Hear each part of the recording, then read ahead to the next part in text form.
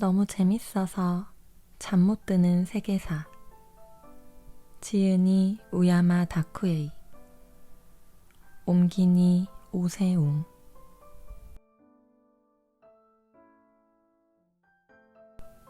아시아 민족의 사회 문화적 뿌리는 모두 중국에 있습니다. 한자를 비롯해 유교 등 중국에서 시작한 문화와 전통의 기초 위에 오늘의 아시아가 존재합니다. 고대 중국의 발상지는 황허 유역이고 그 결과 황허 문명이 태어났습니다. 이 문명이 발전해서 기원전 16세기에 은왕조가 나타납니다. 은왕조는 현재 확인된 가장 오래된 왕조로 한자가 만들어진 왕조입니다. 한자는 남쪽의 장강 유역에도 보급되어 황허와 장강을 아우르는 남북의 거대한 언어 문명권을 형성했습니다. 본디 장강 유역은 황허 유역과는 다른 사회 문화를 갖고 있었고 민족 계통도 달랐습니다.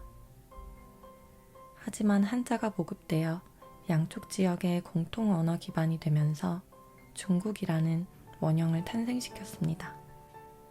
따라서 중국은 한자를 사용하는 모든 민족과 그 영역, 사회, 문명을 가리키는 것입니다. 이 개념에 비추어 보면 일본인은 한자와 히라가나를 반반씩 사용하는 반중국인이라고 말할 수도 있습니다. 한자를 사용했던 조선인은 15세기에 한글을 발명함으로써 비로소 독립적인 조선인이 될 수 있었습니다.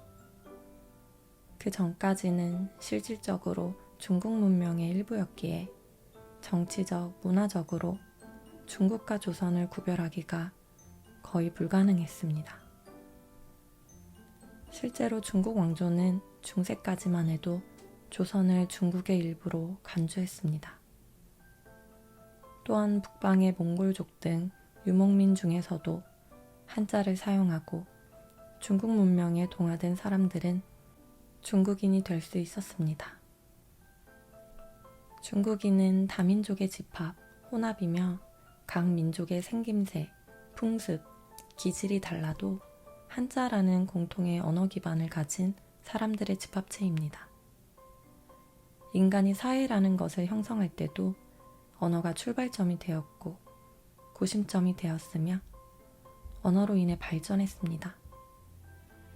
인간 사회와 언어와의 관계가 얼마나 밀접한지 알 수 있습니다. 은왕조가 붕괴되고 주왕조가 이어졌습니다.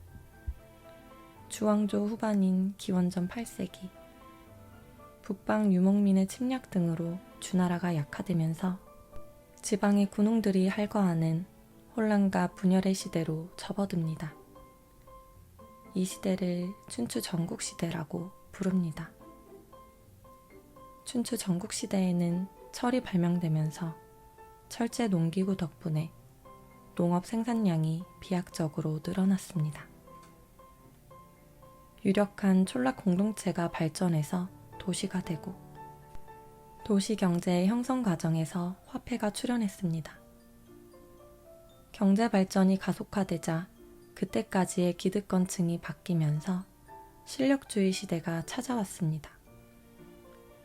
실력자가 제후가 되었고 각지를 지배하면서 스스로 왕을 자청했습니다. 제나라의 황공, 진나라의 문공 등이 유명합니다.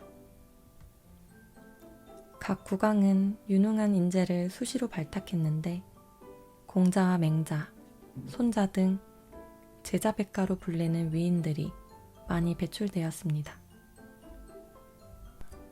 특히 서쪽 지역의 진나라에서는 기원전 4세기 법가 사상을 깊이 연구한 상황이 등용되면서 법치주의 체제가 정비됩니다. 진나라 이외의 각국에서는 공자가 주창한 유교의 덕치주의를 떠받들었습니다. 덕치주의는 인간의 덕에 신뢰를 두는 통치 이념으로 자비의 정치를 베풀어 민심을 안정시킴으로써 상호부조의 조화를 이루는 사회를 지향했습니다. 한편 법가사상에서 비롯된 법치주의는 인간의 심성을 악으로 간주해 인간은 악을 행한다는 전제 아래 죄악을 범한 인간을 벌하는 법률을 통치의 근간으로 삼았습니다. 또한 공적이 뛰어나면 법에 따라 상을 내리는 등 신상필벌의 원칙이 철저했습니다. 인간을 선으로 보는 덕치주의, 악으로 간주하는 법치주의 중 어느 쪽이 지지를 받았을까요? 사람들은 법치주의에 따른 통치를 원했고 진나라는 그 지지를 바탕으로 마침내 기원전 221년 전국을 통일했습니다.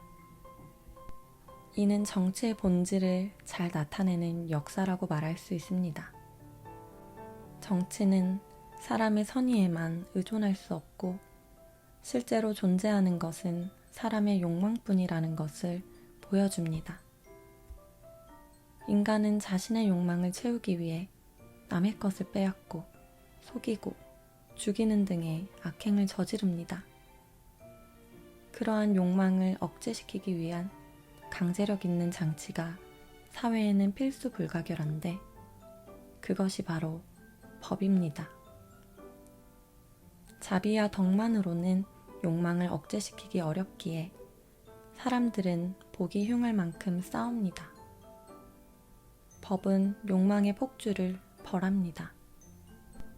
반면 일정한 수준에서 욕망 추구를 인정하고 그것이 타인의 욕망과 부딪히지 않도록 욕망의 타협점, 즉 권리의 범위를 정해줍니다. 또한 규칙 속에서 자유롭게 경쟁하도록 보장해주고 능력 있는 사람이 법을 통해 정당히 평가받습니다.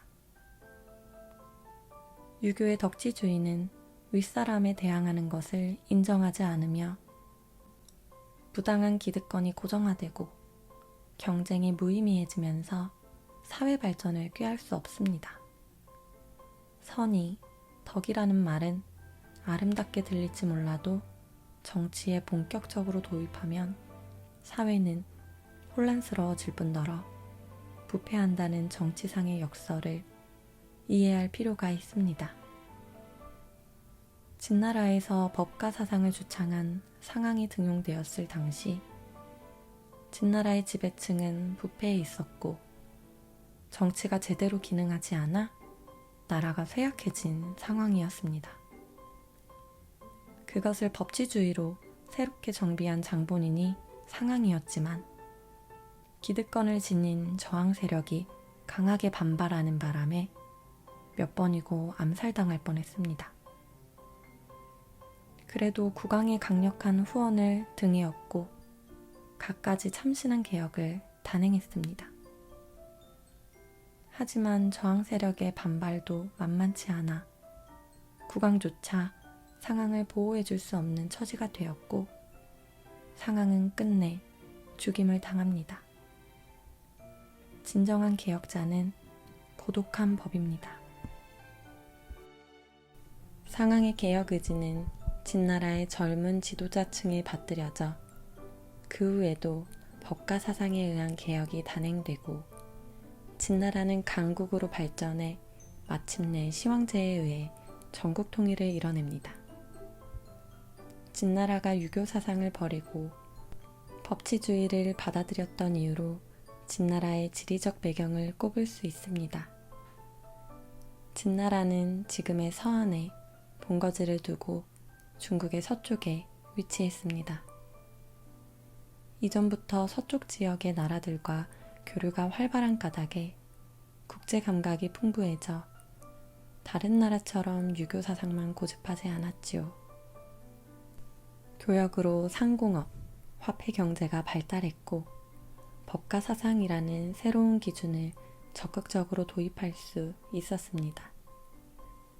진나라의 시황제는 법가 사상을 철저히 따라 법가인 이사를 재상으로 등용해 강력한 중앙집권 정책을 실시함으로써 중국의 모든 영토에 걸쳐 보수층, 기득권층을 억압했습니다. 유교를 탄압하는 등 너무 급진적인 정책을 펼쳤기에 보수파의 저항에 직면했고, 진시황제의 사후에는 정치가 극심한 혼란에 빠졌습니다. 거기에 민중 봉기도 일어나 진나라는 붕괴됩니다. 진나라 붕괴 후 내란 속에서 항우와 유방이 등장합니다. 양측의 격렬한 전쟁 끝에 농민 출신인 유방이 인심을 장악하고 천하를 통일하면서 기원전 202년 한 왕조가 탄생합니다. 한나라는 그 후 400년에 걸쳐 장기 집권을 합니다. 유방이 천하를 통일했다고는 하지만 실제로는 천하를 하나로 묶지 못했습니다. 지방에서는 제후가 할거했고 중국은 사분오열된 상태였습니다. 유방의 천하 통일은 겉모습에 불과했지요. 게다가 한나라는 몽골의 흉노족 침략을 받는 등 위태로운 정권이었습니다. 흉노족의 공격을 받으면서 혼란에 빠진 한나라에 남쪽의 제후가 반기를 들면서 기원전 154년 5초 7국의 난이 발생합니다. 남쪽의 오나라를 중심으로 7개국의 반란군은 한나라 군사보다 수적으로 우세했지만 내부 통제가 되질 않아 당시 한나라 황제인 경제의 영리한 작전으로 진압되었습니다. 이때 중국은 실질적으로 처음 통일되었습니다. 황제 권력이 한층 강해지고 중앙집권 체제로 크게 전환되는 시기였습니다.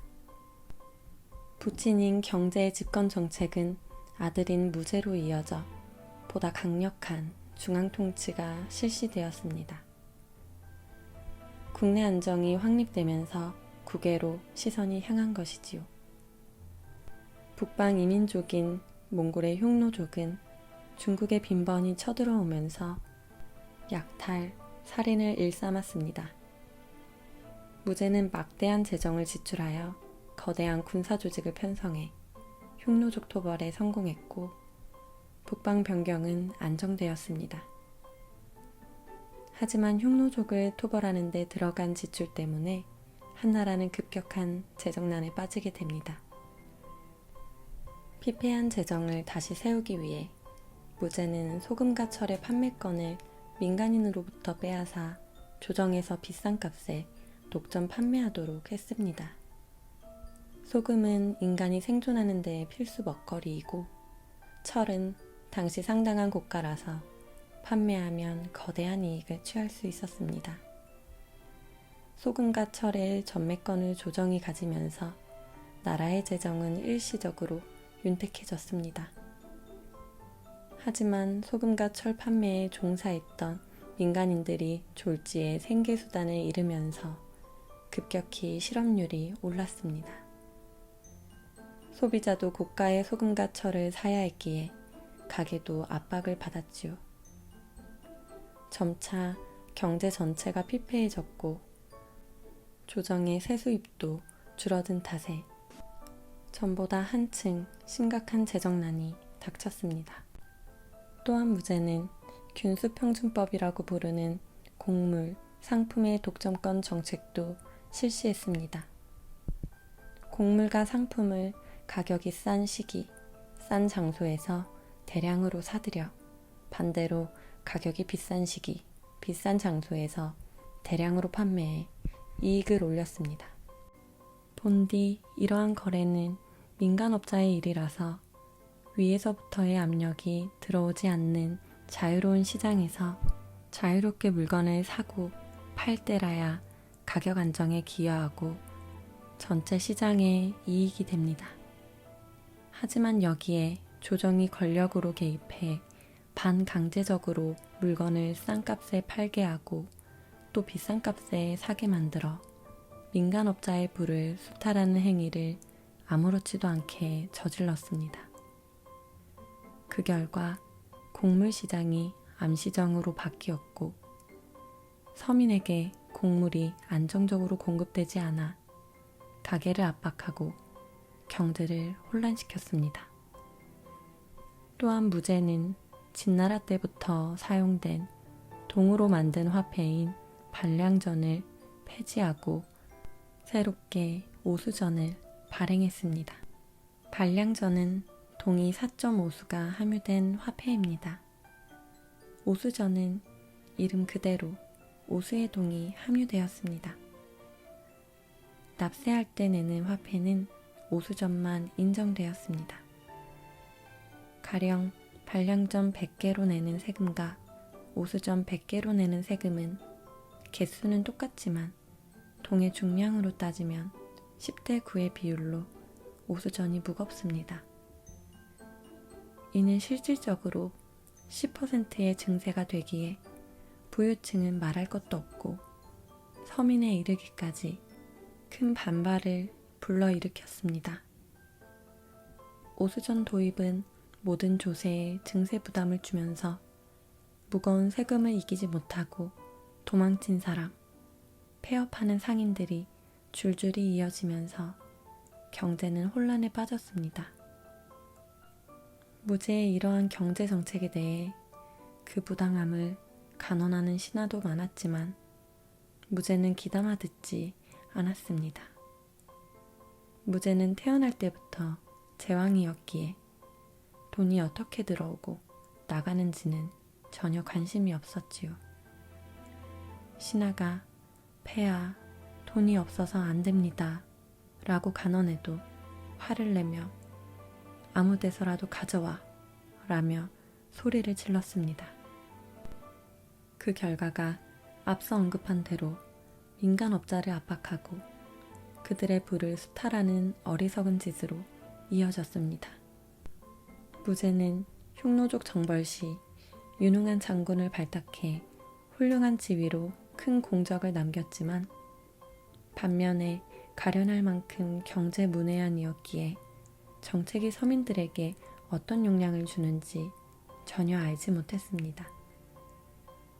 임시 방편으로 치졸한 정책을 내놓다 보니 경제를 망친 것입니다. 무제 이후 한나라는 급속히 국력이 쇠퇴해 한때는 명맥이 끊겼지만 다시 회복한 후 후한이 됩니다.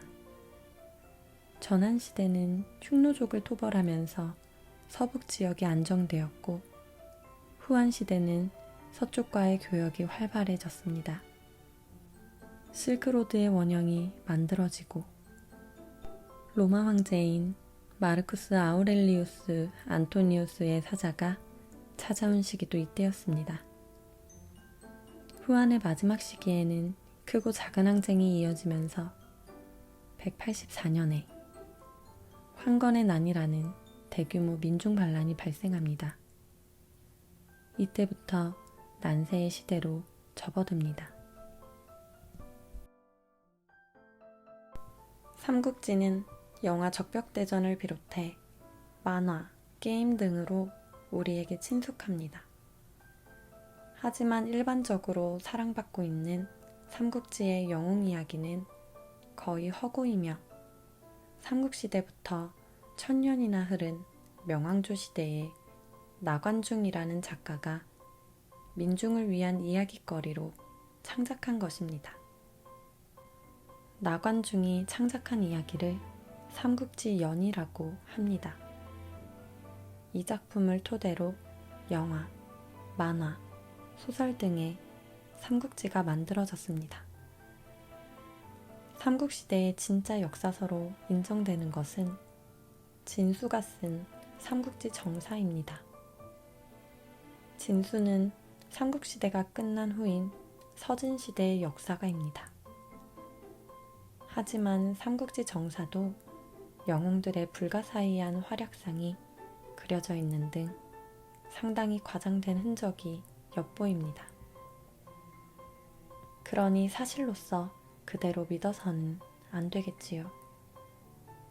솔직하게 말하자면 역사에 영웅 따위는 존재하지 않습니다. 영웅담으로 전해지는 이야기도 허구로 만들어낸 것이라고 보는 게 맞습니다. 후한말 시기인 184년, 황건의 난 혼란의 편승에 조조가 등장했습니다. 조씨 일족은 대대로 조정신하였는데 황건의 난이 발생했을 때 조조가 진압군을 지휘했습니다. 황건의 난을 진압한 후 조조는 반란을 일으킨 민중을 교묘히 회유했습니다. 식량도 잘 데도 없는 가난한 그들에게 미개척 토지를 주면서 대규모로 개발하도록 부추겼습니다. 당시 중국은 인구 밀도가 낮은 반면 미개척지가 많았습니다. 그래서 황건의 난을 일으킨 잔당을 조직적으로 개척에 종사시켜 그 보상으로 그들에게 개척지를 준 것입니다. 그러면 개척지에서 안정적인 세수입이 거치고 징병도 가능해집니다. 이렇게 수십만 명에 이르는 병력이 조조군에 편입되면서 조조의 세력은 급격히 강해졌습니다. 가난한 민중의 생활을 보장해준 조조의 전략이 크게 맞아떨어졌습니다. 조조는 나중에 위나라를 건국합니다. 한편 남쪽의 장강유역에서는 송건의 오나라가 세워졌습니다. 손씨 일족은 본래 해적이었는데 남의 교역으로 부를 축적해 오나라 영주로 부상했습니다. 후한말 이후에 전란이 이어진 화북으로부터 인구가 유입되면서 장강하구의 습지대에서는 물을 쉽게 댈 수 있는 문혼 개발이 활발히 이루어졌습니다. 지역 전체가 비약적으로 발전하면서 인구가 급증했고 군사력도 강대해지자 북부의 조조에 대항했습니다. 208년 유명한 전투인 적벽대전에서 조조는 송건과 맞붙었습니다. 조조군 내에서는 전염병이 만연했는데 남쪽 풍토병의 일종이라고 전해집니다. 이에 조조군은 어쩔 수 없이 후퇴했습니다. 적벽대전의 혼란을 틈타 유비의 세력이 등장했습니다. 하지만 천재 전략가라고 일컬어지는 제갈공명의 총명한 보자 덕에 총나라가 건국했다는 유비의 영웅담은 거의 허구라고 여겨집니다. 본디 유비는 일당인 관우 등과 함께 소금 일매를 했던 보잘것없는 인물이었습니다. 한나라 무제시대에 소금이 조정에 전매가 되면서 서민은 터무니없는 가격으로 소금을 사야 했습니다. 그러자 유비와 그 일당이 암시장에 소금을 싼 값에 유통시켜 민중의 지지를 받았지요. 유비의 지지 세력이 늘어나면서 마침내 서쪽의 총나라 영주가 되었습니다. 이렇게 윗, 오, 촉의 세 나라가 대립하는 삼국시대로 접어듭니다. 최종적으로는 가장 강대했던 위나라가 총나라, 오나라를 흡수하게 됩니다. 위나라의 가신인 사마염은 조씨 일족에 대해 쿠데타를 감행했습니다. 결국 위나라를 패하고 진나라를 건국, 중국 전역을 통일함으로써 삼국시대의 막이 내려집니다. 전란시대가 끝난 것처럼 보였지만 진나라는 정권의 기반이 취약해 내란이 빈발했고 316년에는 몽골 흉노족의 침략으로 멸망했습니다. 멸망한 진나라는 남부지역으로 높이 진나라의 후계로서 동진을 건국했습니다. 화북은 몽골인을 중심으로 이민족이 활거했습니다. 한나라 무제에게 철저히 토벌당했던 몽골인들은 500년 동안 전면에 나서지 못하고 숨만 죽이고 있었지요. 그 기간 동안 중국에서는 삼국전쟁이 발생했고 나라는 점차 황폐해졌습니다. 사마염이 천하통일을 했다지만 중국 전역의 황폐함은 한계에 이르렀고 그 틈에 힘을 갖춘 몽골인들이 쳐들어왔습니다.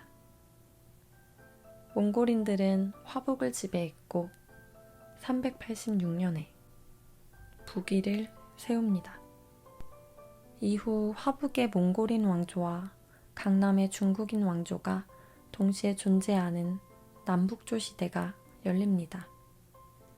이 기간 동안 화북의 몽골인들은 중국화 정책을 실시했습니다.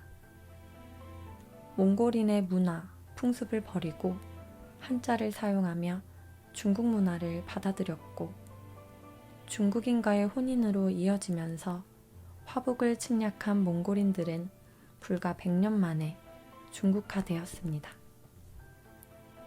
대량으로 생산된 새로운 혼혈 인종은 중국의 새로운 지배층으로서 권력을 갖게 됩니다. 북방의 몽골인을 따라하면서 몽골인과 중국인의 융화를 꾀했고 화북에서 몽골 지역에 이르기까지 거대한 세력권을 형성했습니다. 그 세력은 장강유역의 강남을 흡수하면서 수나라, 당나라의 통일제국을 만들어 나갑니다.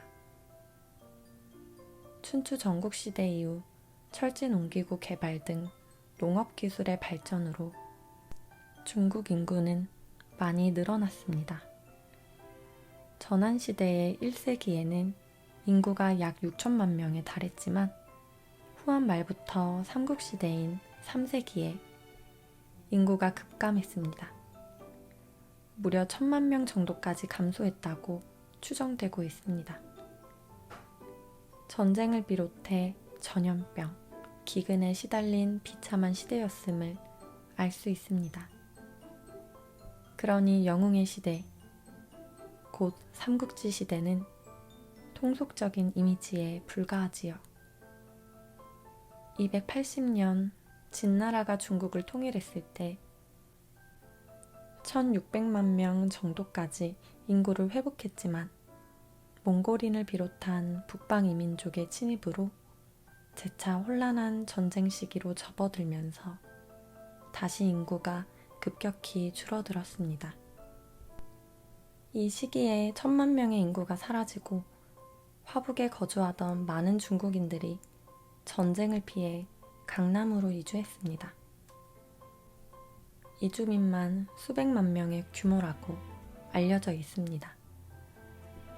대신 수백만 명의 북방 이민족이 화북으로 이주했고 4세기에서 5세기에 걸쳐 이른바 중국인화를 지향하는 한화 정책으로 중국인과의 혼혈이 늘면서 화북의 중국인은 이전의 중국인과는 다른 새로운 하이브리드 인종이 되었습니다.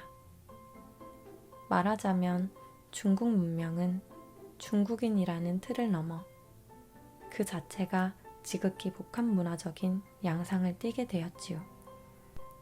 일반적으로 한족이 순수한 중국인이라고 간주하는 경향이 있지만 이 시대에 이미 중국인은 몽골계 북방 이민족과 상당한 규모로 혼혈이 진행되었습니다. 중국 국가통계국은 현재 중국 인구의 92%를 한족으로 보지만 정확히 말하자면 중세시대에 하이브리드화된 한족이라고 말해야 옳습니다. 화북에서 몽골인이 세운 북위 왕조는 중국을 본떠 중앙집권의 율령제를 정비하고 군사력을 증강시켜 민족 융합에 따른 강력한 발전을 이룹니다. 한편 강남은 이민족 통합을 싫어하는 중국인이 화북에서 대량으로 유입되면서 한족의 순수성을 유지하는 한족 사회가 형성되고 육조 문화라고 부르는 한족의 우아한 문화가 융성했습니다. 그러나 정치적으로는 화북에서 이주해온 귀족 세력과 본디 강남에 살고 있던 토착 세력이 수시로 부딪히면서 통제가 되지 않는 상황이 계속되었습니다. 강력한 발전을 이룬 북조에 비해 남조는 정치적으로 취약했습니다. 남북조 시대의 말기에는 남북의 인구가 동시에 각각 1,500만 명씩 늘었지만 정치 군사적으로 통제가 잘 된 북조가 남조를 흡수하는 형태로 581년 수나라가 세워지고 남북조 통일이 이루어집니다. 수나라 2대 황제인 양제는 대운하를 건설하여 화북과 강남을 물길로 연결했습니다. 이 대운하는 남북이 정치적으로 통합되었을 뿐 아니라 경제적으로도 통합되었다는 것을 뜻하는 상징이었습니다. 폭군으로 유명한 양제는 대운하 완성을 축하하는 자리에서 운하 건설에 고생한 백성을 치하하기는커녕 호화로운 뱃놀이를 즐겼다는 등 대단히 오만했다고 전해지지만 실제로는 과장된 이야기라고 봐야 합니다. 쿠데타로 수나라의 정권을 탈취한 당나라에 의해 날조되었다고 의심됩니다. 양제는 대운하 건설을 비롯해 율령제라고 부르는 중앙 집권적인 관료제를 정비하여 국력 증대에 힘썼고 또한 경제를 발전시킴으로써 백성의 생활을 향상시켰습니다. 더불어 양제시대에 균전제를 실시함으로써 부유한 호족이 소유한 대토지를 몰수해 백성에게 골고루 나누어주는 좌파적인 정책을 추진했습니다.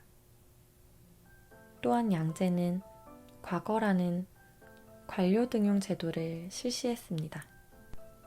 과거는 필기시험 점수로 합격을 정하는 열린 등용 제도로 인맥이나 정치적 배경이 없는 백성에게도 기회가 주어졌습니다. 과거는 공자의 가르침인 유교와 시집기를 주요 시험 과목으로 삼았기에 합격자의 대부분이 유학이나 시집기에 능한 강남의 중국인이었습니다. 양제는 과거를 실시하고 유능한 한족을 대량으로 등용함으로써 남부의 지지를 얻어 남북협조의 정치적인 틀을 구축하려고 애썼습니다. 이처럼 양제의 정책은 뛰어난 데다 제대로 기능했지만 급진적인 중앙집권주의에 반발하는 저항 세력과 결탁한 수나라 중신인 이연과 아들인 이세민 부자의 배신으로 물거품이 되었습니다. 양제가 궁정을 비우고 강남을 시찰하는 사이 이연 부자는 장안을 점령해 실권을 장악하고 618년 당나라를 세웁니다. 양제는 그에 암살당했지요. 이처럼 부당한 쿠데타가 있었기에 이연 부자는 양제를 부자연스러울 만큼 억지로 폭군 취급을 함으로써 자신들의 쿠데타가 백성을 위한 것이었음을 정당화시킬 필요가 있었습니다. 양제는 본디 이름이 양광인데 사후에 이연 부자에 의해 양제라는 달갑지 않은 시호를 받았습니다. 양은 하늘을 거스른다는 의미로 그 이후 폭군의 이미지가 정착되었습니다. 역사는 늘 승자 강자에 의해 날조되곤 합니다. 하지만 양제의 정책은 별 문제가 없었기에 당나라도 수나라의 율령제, 과거제를 그대로 답습합니다. 당나라처럼 드넓은 영토를 소유한 왕조의 입장에서는 중앙집권이 지방의 구석구석까지 통제할 수 있는지의 여부가 커다란 당면과제였습니다. 당나라는 수나라의 균전제를 이어받았습니다. 균전제는 문자 그대로 백성에게 논밭을 동등하게 나눠주는 제도로 백성의 토지 소유권에 격차를 발생시키지 않고 지방의 강력한 세력이 형성되는 것도 방지할 수 있습니다. 또한 동등하게 나누어진 논밭이 백성의 호적에 등록되기에 그 데이터를 중앙정부가 일원화해서 관리할 수 있습니다. 호적의 근거에 세금 징수, 징병이 실시되는 한편 국가재정 편성에도 크게 영향을 끼칩니다. 율령제라는 중앙집권적인 통치구조의 기초 확립은 균전제 덕분이라고 말할 수 있습니다. 눈부신 경제발전을 이룬 당나라에서도 빈부의 격차가 발생합니다. 부를 축적한 자산가 계급이 생겨난 반면에 경제발전에 따른 인플레, 과중한 세금을 이겨내지 못해 도망가는 빈농이 급증한 것입니다. 당나라 조정은 응급조치로서 토지 매매를 인정하고 버려진 땅도 겸용해서 경작할 수 있는 권리도 인정해 주었습니다. 하지만 묶여있던 토지 겸용을 해금함으로써 당나라는 치명타를 맞습니다. 자산가 계급은 토지를 마구 사들여 대지주가 되었고 세력을 확장시켰습니다. 지방호족이 된 그들은 풍부한 자금으로 중앙관료를 매수했고 부패한 관료들은 그들에게 세금 면제라는 특권을 내주었습니다. 이에 지방호족은 더욱 세력을 키워 지방의 치안 유지를 한다는 명목으로 자신만의 군대를 만든 것입니다. 그 결과 지방호족이 중앙에 반기를 들면서 당나라는 자멸합니다. 그 반란의 시작은 양귀비의 미모에 반해 정치에 소홀했던 현종에 대한 분노였습니다. 당의 율령제는 초기에 연약한 유리세공처럼 허약했기에 조금만 금이 가도 금세 깨졌습니다. 중앙이 드넓은 지방을 통치해야 하는 어려움, 조금만 빈틈이 보여도 달려드는 인간의 과욕 등 당나라 붕괴는 정치의 구조적이고 숙명적인 한계를 잘 보여주고 있습니다. 907년 당나라는 멸망하고 그 후 70년간 난세가 지속됩니다.